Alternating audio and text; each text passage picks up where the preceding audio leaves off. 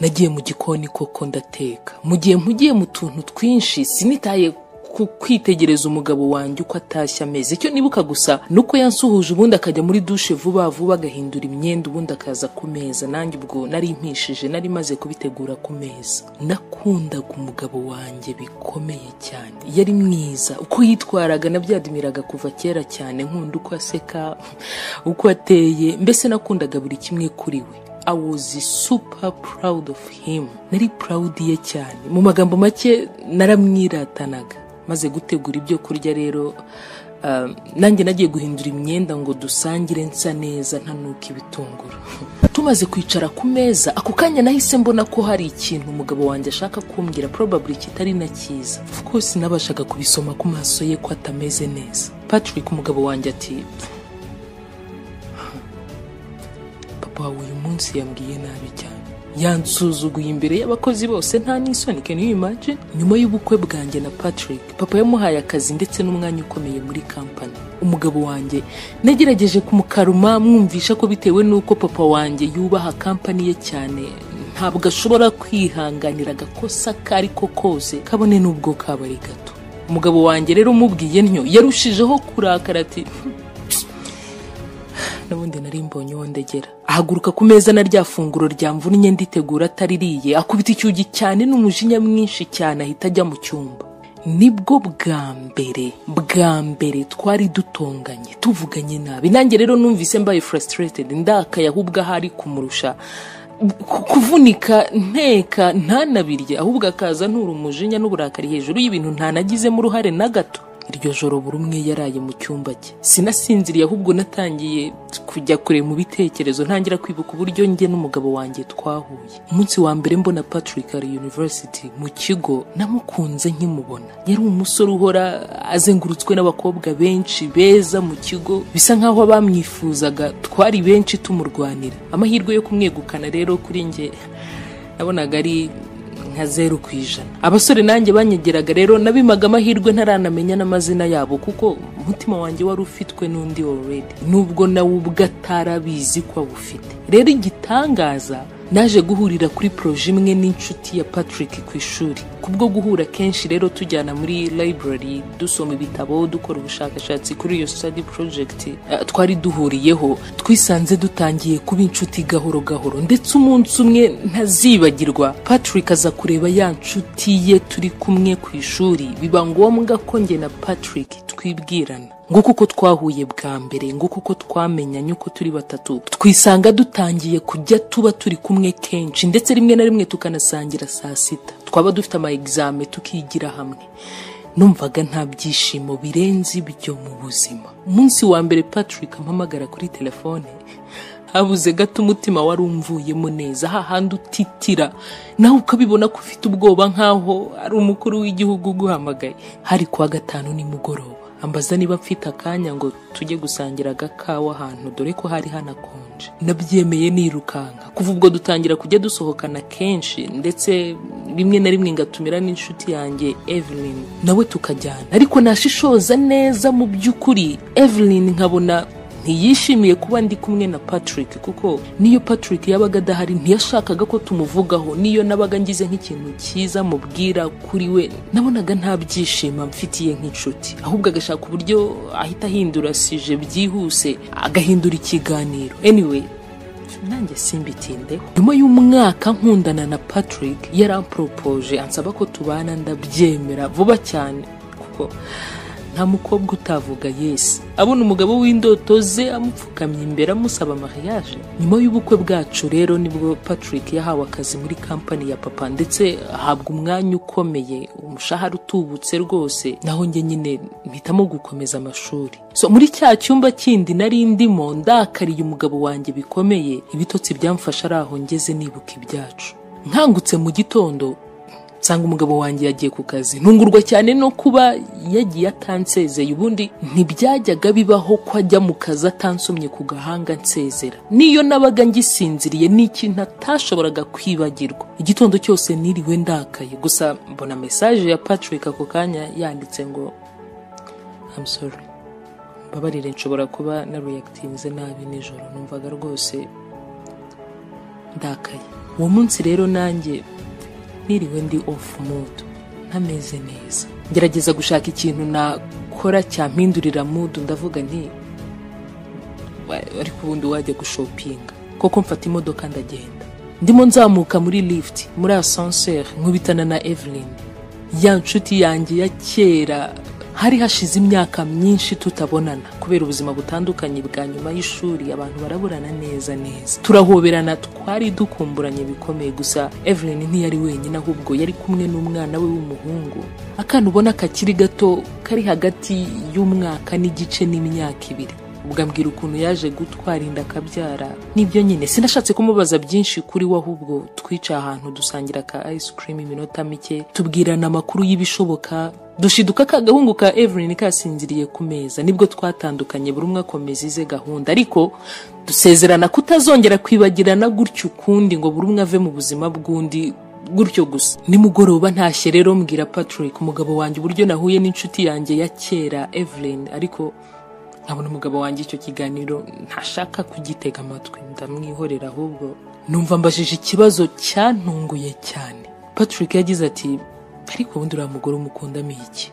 Ko mbona atari inshuti nziza kuri wowe, wabuze abandi bantu bazima bakubera inshuti uretse Evelyn? Wow. Numvise icyo kibazo kiri bizarre, ntazu I don't know, numvaga ntabyumva neza. Gusa sinashatse ko tuganira ku nshuti yanjye cyane, kuko nabonaga Patrick asa nk'ukirakaye, ngira ngo ahari n'umujinya kimfitiye wo kuba ntacyo nigeze mvugana na papa wanjye kuba yaramusebeje imbere y'abakozi mu kazi. Umunsi ukurikiyeho koko nahamagaye papa musaba ko twasangirira muri imwe mu maresitora, nawe ubwe yarazi ko nkunda, tukaganira cyane ko hari hashize iminsi ntabwo twaherukanaga.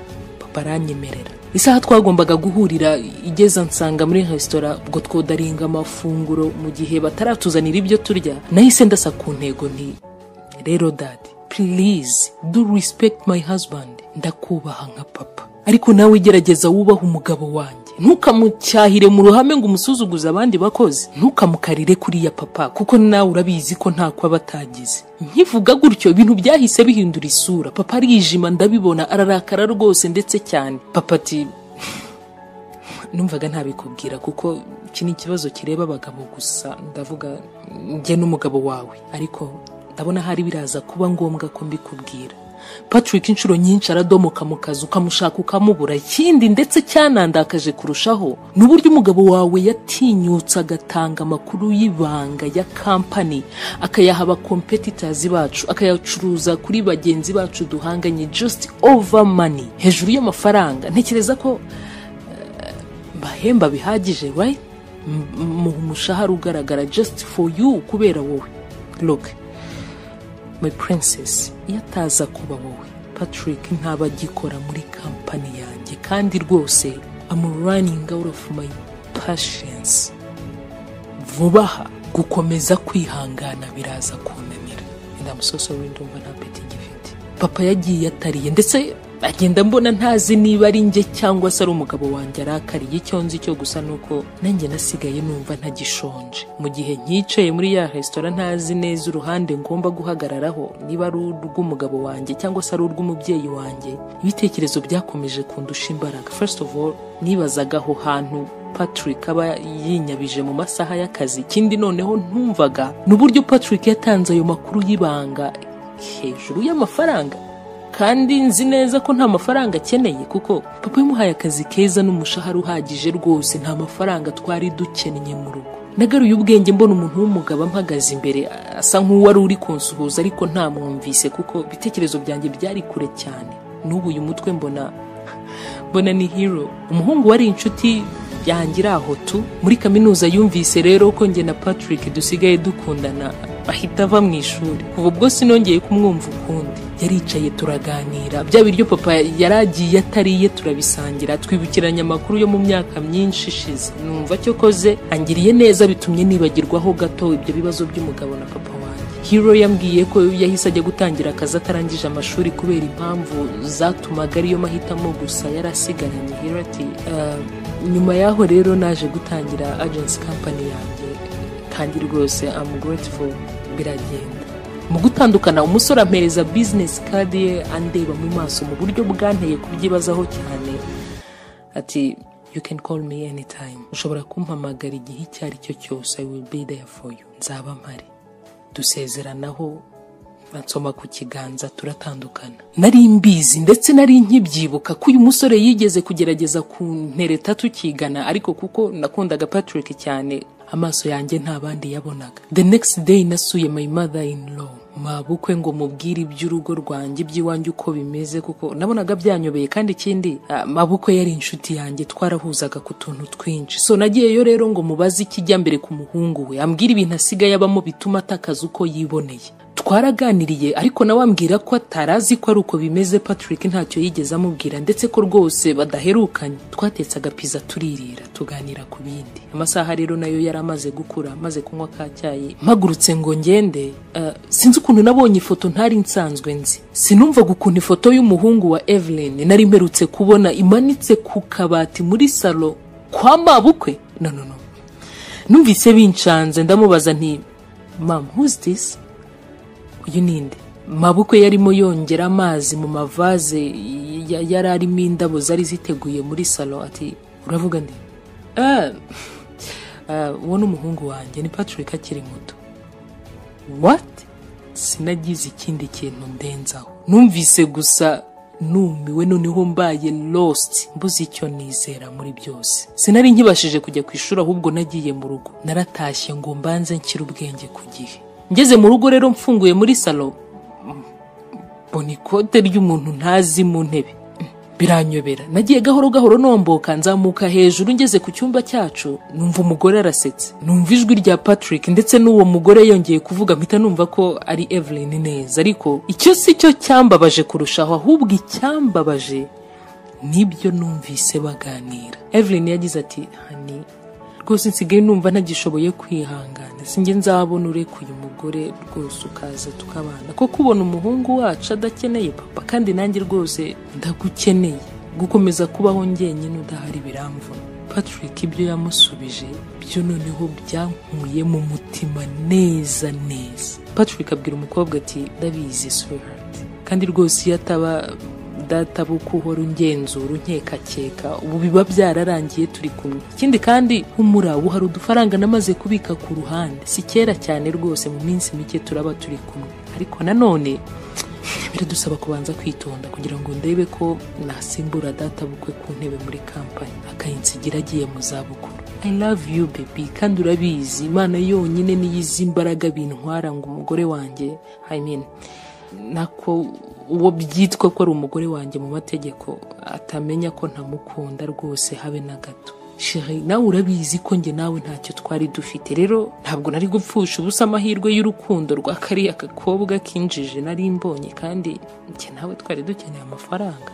Maze kumva ibyo baganira, numvise koko nanjye ndakajije, narabaye naive, narabaye akagoryi, urukundo rukampuma amaso ngakunda umugome. Nafashe imodoka ndiruka, feri ya mbere nayifungiye mu biro bya papa, ndira mvuza induru, mfite umujinya hahandi amarira yamanuka gaturutse mu jisho rimwe. Papa kimbona biramucanga, ampereza ikirahure cy'amazi ndanywa, arankaruma, maze gutuzamo gake mubwira byose uko bimeze. Ako kanya Patrick yahise yirukanwa, ndetse babwira security yose ko atemerewe kongera kwinjira muri office ukundi. Namwoherereje impapuro za gatanya, birangiza mu mahoro. Sinigeze nshaka kwihorera cause I didn't want their son to suffer over the nastiness of others. Sinashakaga ko ako kana kakaziranenge kabo kababara hejuru y'ubugambanyi n'ubuhemu bw'ababyeyi bako. Nabikoreye umwana, ubu hashize imyaka 2 ibi byose mbabwiye bibaye. Mu minsi mike rero ndibaruka umwana w'umugabo wankunze by'ukuri, Hero. Wundi twahuriye muri restaurant kansigira business card. He loved me for real. Yarankundaga, kandi ubu uyu munsi nibwo mbona ko ari we nari nkeneye. Inama y'umunsi. Kibabaje, they are not sorry for what they did. They are sorry you found it. Usanga abahemu nk'aba batababazwa n'ibyo bakoze, ahubwo bababazwa nuko bimenyekanye. Noneho ikibyica byose niyo bafashe bagakomeza gushaka impamvu zigaragaza ko n'ibyo binyoma bavuga ari ukuri.